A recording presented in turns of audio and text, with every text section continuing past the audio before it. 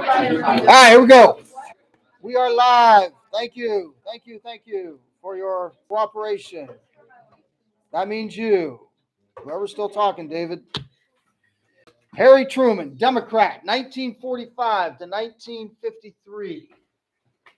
And of course, April 12th, 1945. So, what happened after World War II? Everybody just take their guns and go home? No, No. Kind of, though. kind of. I suppose I should take it off freeze. Yeah. Here's what happened after World War II in a nutshell. Right before the end of World War II, when the end was near and everybody kind of knew what was happening in Europe, D-Day invasion, June 6, 1944, and their constant encroachment towards, especially after the Battle of the Bulge and their victory there, they were headed towards Berlin.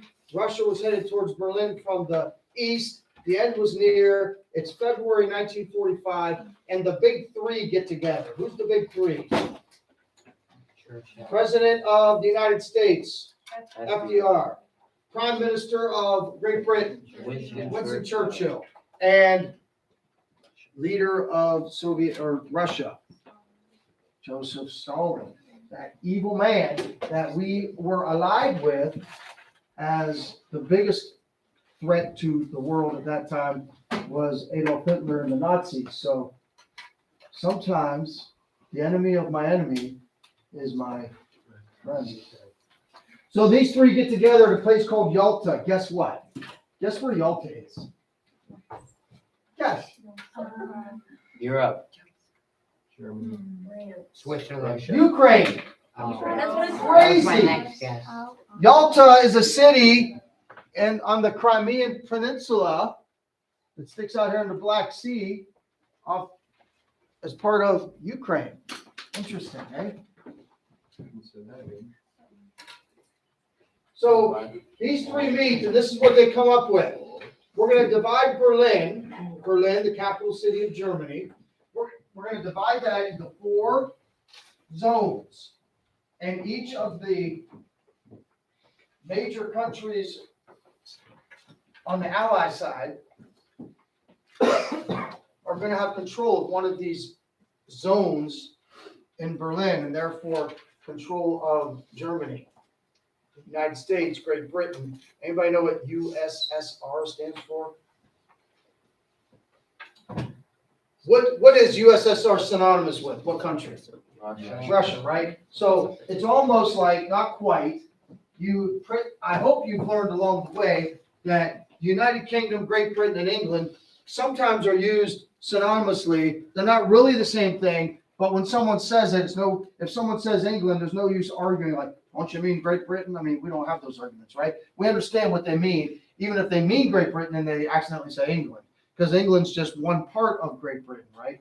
And then you have the United Kingdom, which is that place you think of as England or Great Britain with Northern Ireland added onto it. Well, I say Russia, you say Soviet Union, he says USSR.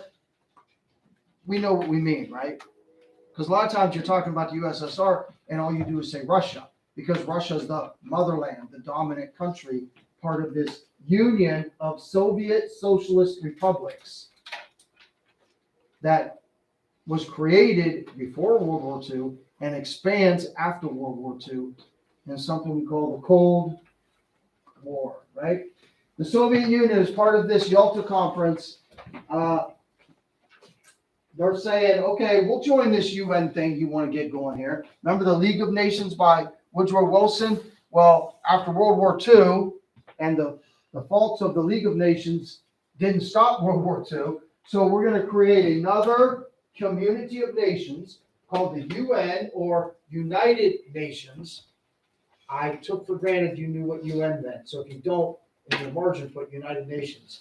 The UN, which has been around since the close of World War II, is a body of almost every country in the world, 95% of them probably. The actual number of countries in the world changes sometimes by the week or month. It's 190 some, I believe, right now, and 185, I think, members of the UN. Well, Russia, Soviet Union is going to join the UN, but they want to be on this special group in the UN called the Security Council. That is a group of, I think, 8 countries that when there's a conflict in the world, the leaders, the representatives from those countries are the ones that convene a special meeting to figure out how we're going to resolve the conflict. And I think I might have told you 3 weeks ago, to my shock, I shouldn't be shocked by anything by now, but as I was watching things unfold with the situation in Ukraine, 3 weeks ago, this coming Tuesday or Wednesday, I was watching the proceedings that were being aired on TV at the UN. And they were trying to figure out what we're going to do about this situation developing in Ukraine. So the representative from Ukraine, the ambassador from Ukraine, was sitting at this desk, and before him was a panel. It was the Security Council. And guess who was the chair of the Security Council? I think I might have told you this. It was the Russian Federation representative. Do you understand how ridiculous that was? That Russia is invading Ukraine, and the Security Council has to convene to figure out what we're going to do about this. And the poor Ukrainian ambassador had to go before the panel and give the case for Ukraine. And who's the chair of the panel at that time? The Russian leader. How insane is that? Are you with me? Is that crazy? That he's pleading his case to the UN and that Ukraine's being invaded by Russia, and the person that's kind of like the chair of the committee at that time is the Russian. Are you with me, Jamin? Is that crazy? That's the Security Council. Also, the Soviet Union promises that they will help. Remember, the war in Europe ends May 8th. They will help with Japan through the summer of 1945. Now, the way it actually plays out, Russia had pledged to help with Japan, but the war ended before that came to pass. And some people think that the bombs were dropped when they were dropped because the U.S. and President Truman actually didn't want Russia to help with victory in Japan. Why do you think that might be? Listen, there's a theory out there that why at that time, why did Truman decide in early August that this was the time that he was going to use the atomic bombs? Well, one theory is that Russia had summoned up the forces and the wherewithal to go ahead and help us defeat Japan. And Truman's like, no, we're going to end this before Russia actually gets involved and helps us defeat Japan. Anybody, can you think of why? Yeah. It would be like in their debt and then like kind of like connected. Yeah. I mean, what we're going to find out here when we get to the next conference is that Truman, he's not really keen on these Russian people. In the Yalta conference, it's as if FDR went to this meeting with Churchill and Stalin, and we three are kind of equals in this. Wasn't seeing through the deception or the post-war motives and mission of Stalin and the Soviet Union and their desire to spread communism throughout the world. FDR was kind of playing it like, hey, we're all three victors in this, and we're all going to share in how we're going to take care of the situation after. Truman's going to go to the next conference we have up here. He's going to be like, he's already got a jaded view of Russia and doesn't trust them. The Soviet Union also says that they will provide free elections in Poland. Do you think they ever did? No. Poland, another major country being talked about here as we speak, talking about World War II, because there's a lot of fear that World War III is about to happen, and World War III would happen if Russia did anything to Poland. Poland is the western neighbor of Ukraine. If you're paying attention to the news, which I hope you weren't, because, you just be enjoying life as a teenager. But over the weekend, Russia bombed a military installation in Ukraine, but like 10 miles from the border of Poland. So it's as if every day Putin does one more thing just to see, like when you were young, Seth, you don't do this anymore because you're mature now, but you would do just to keep pushing to see how far you can get before your teachers or parents would actually punish you. You would never do that either, at least, right? But you've seen little kids, right? I just experienced it yesterday.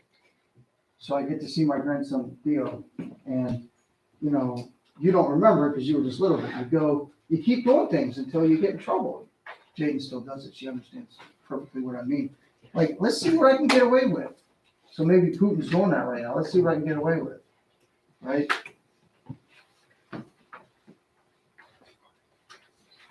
After that conference, there's a new conference convened. And now President Truman's part of this meeting.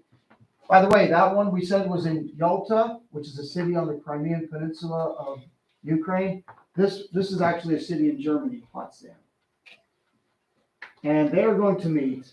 And again, Truman, he's got his eyes open here. He's going into this with a distrust of Stalin. He's not seeing Stalin like FDR did.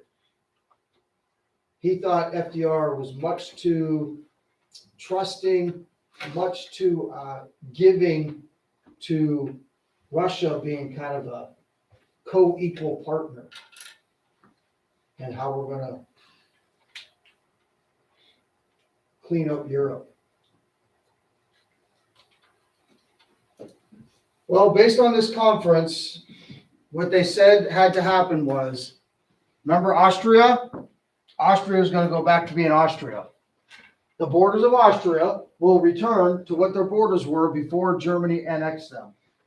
Czechoslovakia, whatever the borders were for Czechoslovakia before Hitler went in there, that's going to be Czechoslovakia. Same with Poland. Same with all the other countries that Germany either annexed or invaded, that we're going back to the pre-war borders. And not only that, there's a chunk of Eastern Germany called East Prussia. There's a region of the world that is Germanic, sounds like Russia, but it's called Prussia. And Germany is going to lose, I think the actual number is 28% of their land in a place called East Prussia. Of course, Germans would claim that that's their land, and Hitler claimed that was his land. Hitler claimed that almost all of Eastern Europe up to Russia was his land. That was the point, right? Some of you got the answer right. Germany, Hitler was seeking living space or Lebensraum.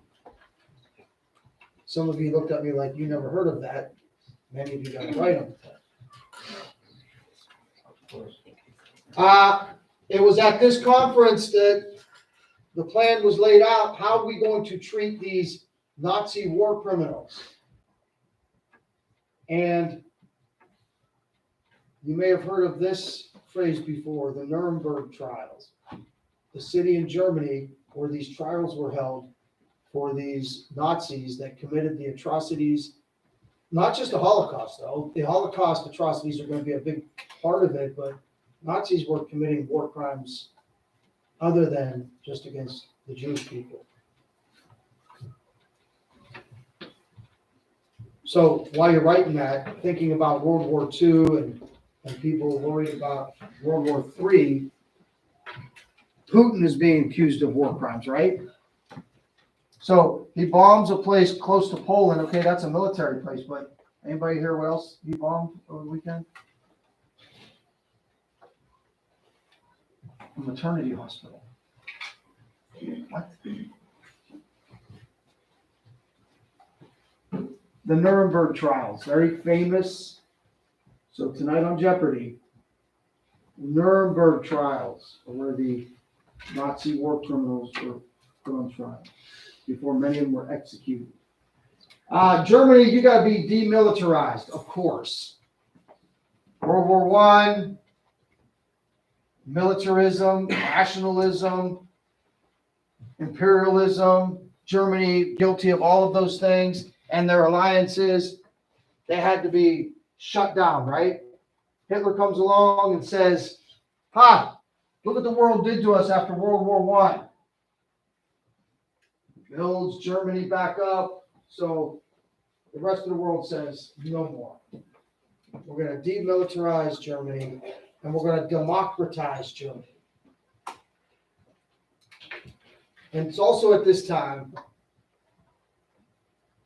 adding to the fact that we tried to warn the Japanese people as much as we could with the campaign to drop leaflets over Japan before we dropped the bombs.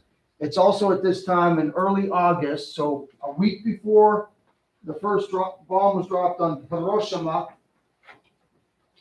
President Truman makes a declaration, the Potsdam Declaration, that Japan must surrender now. Here's our terms for surrender. And if they don't, we have the capability to deliver complete and utter destruction. He didn't mention the atomic bomb, but he made it clear to Japan and the world that if Japan does not surrender, so it wasn't just that we were dropping leaflets to the people. This declaration was made to the world, including Japanese. If they do not surrender, America has in its capacity a weapon that will deliver complete and utter destruction to the Japanese. Of course, fell on deaf ears when it came to Japanese military. Okay, so that's a quick synopsis of what happened after World War II that President Truman would have been involved with this conference. Yeah. Sure. So now we talk specifically about what was going on during Truman's first term as president.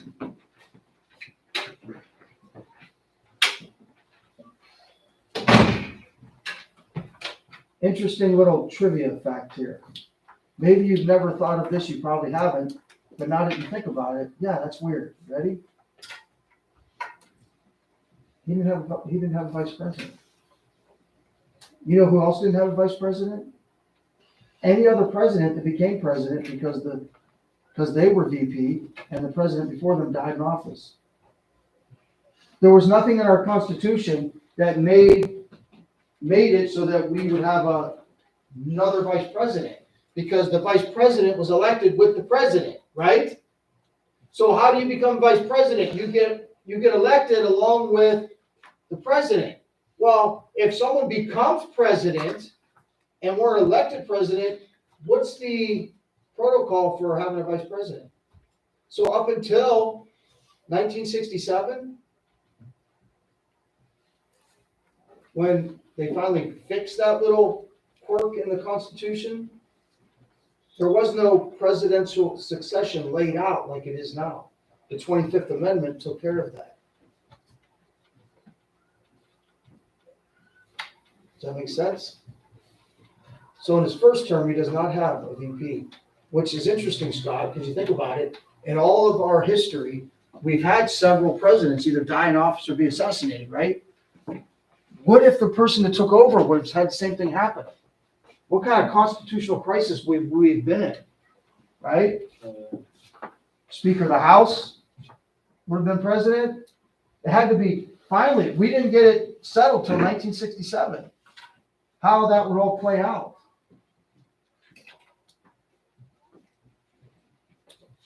So if something was to happen to our current president, then it's laid out, right?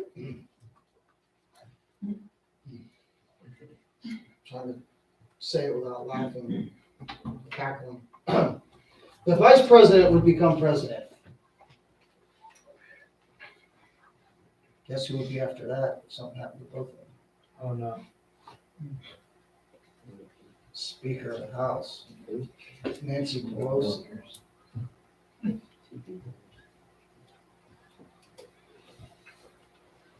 So if included in your prayers for your country, which I hope you pray for your country, if including in your prayers are something along the lines of, can we do something about this current president? Careful what you pray for. Because then we get the vice president. Can we do something about the vice president? And we get the Speaker of the House. Truman had what's called a 21-point plan. No, we're not going to list all 21 points of his plan. I saw Jake get a little worried. We're going to have to memorize 21 points. Harry Truman's 21-point plan. No, we're not going to have to memorize them. We have made it really nice and concise for you. It was his plans for the federal government to reconvert American industry back to peacetime, right? We have been, for the last 4 years, the whole country on the home front, the factories have been turned into war machines. How, we got to get back to normal business. Well, federal government is going to play a big part in that. By the way, Drew, do you remember when we talked about the Great Depression and FDR and his New Deal and how much government got involved in fixing our economy? Remember that? And we said one of your questions on the test was, in fact, I think it was a short answer, how did America's attitude towards federal government change in the 1930s? And there was a shift. Why didn't Hoover do more? Because Hoover was like most Americans.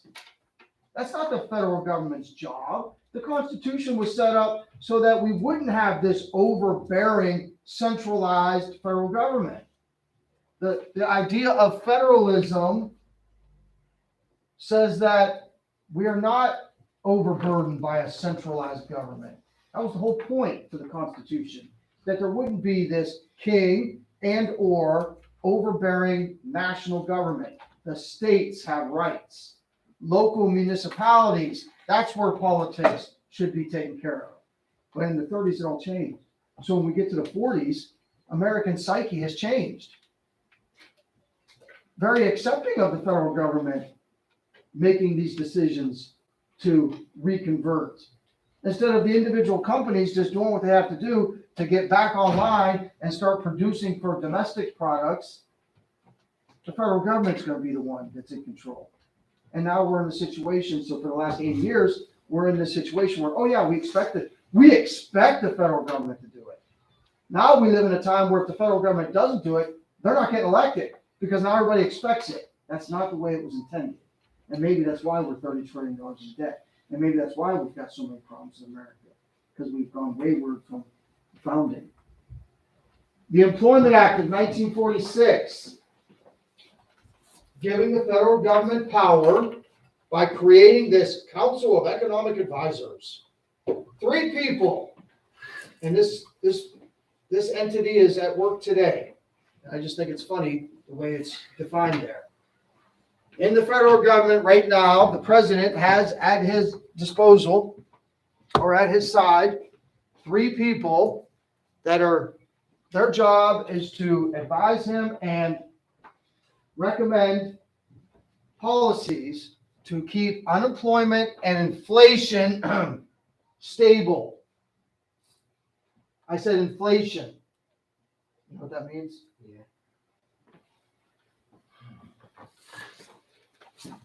So we are in the midst of one of the country's worst bouts with inflation. Definitely in the top 3 bouts with inflation since World War II. And it looks like we're headed to going to be maybe the worst case of inflation if things don't slow down pretty soon. Even worse than Jimmy Carter's presidency. But anyway, just so you feel assured that there are people in our government that are working really hard today to make sure that inflation gets under control. I said that with a straight face. Big deal here, Truman Doctrine. Remember the Monroe Doctrine, the Roosevelt Corollary about America's place in the world and what we control. Well, President Truman has his own doctrine. And that is that if any country in the world needs our help to overcome communist aggression and the spread of communism taking over their country, all they got to do is ask. Just call out our name, and wherever we are, we'll come running. Save you from the commies. The Truman Doctrine states, it's a huge statement, but the gist of it is, we will help any people that need help in resisting communist aggression. He called it subjugation by totalitarianism. Everybody knew he was talking about Russia. Because Russia, it was their plan to spread their idea of Bolshevism all through the world. They've already gotten control after World War II of a lot of the eastern part of Europe. They were trying to get control of Greece and Turkey, the communists were. That was the original reason for the Truman Doctrine. And this, ladies and gentlemen, is where we get the beginning of what we call the Cold War. Secretary of State Marshall puts out his plan to contain the spread of communism. The policy is called containment. Where communism has spread already, there's really not anything we can do about it, but we will do everything we can to make sure it doesn't spread, to contain it to the area it's at. The hope was that they can contain communism to when it already happened in Eastern Europe. There's nothing they can do about China. By the way, China is about to become have a communist revolution in 1949, but we will do everything we can to stop the spread of communism. Communism, as you probably know, is going to make it all the way over here into our backyard. There's going to be communism in El Salvador, Nicaragua. There's going to be communism 90 miles from our shore and that place called Cuba. But Truman was right away aware of what the Soviet Union wanted to do, what Stalin's dream was to spread the Soviet form of communism around the world. So he put forth this policy. And I did say I'd try to get these back to you, didn't I? Questions, comments? Harry Truman. Anybody know the famous phrase, Harry Truman? What if I did this? Would you know what the famous phrase was? Sitting at his desk, he said, "The buck stops here." You never heard that phrase before? The buck stops here? No?